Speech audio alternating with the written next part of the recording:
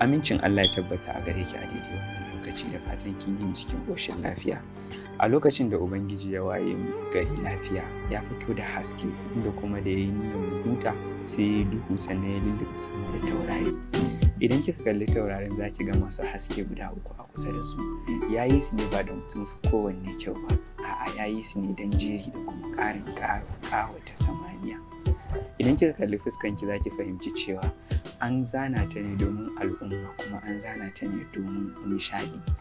Idan kika kalli kyawunki za ki fahimci cewa ba maza kaɗan suke kallo sannan suke yabawa ba.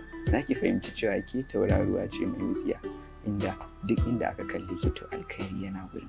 Idan kika kalli tafiyarki ko muryanki za ki fahimci cewa nishaɗi ne tattara a cikinta, sannan kuma idan kika kalli yanayin tsarin rayuwanki za ki fahimci cewa Ubangiji ya zana ne domin ki, domin kuma al'ummansa, saboda a koda wani lokaci Ubangiji yana ba wa al'ummansa wani abu wanda za su huta. To idan kika yi tunani kina ɗaya daga cikin wani farin ciki ko kuma nishaɗi da Ubangiji yake aiko mana domin mu gani mu huta. Kina da kyau ki kwana cikin ƙoshin lafiya.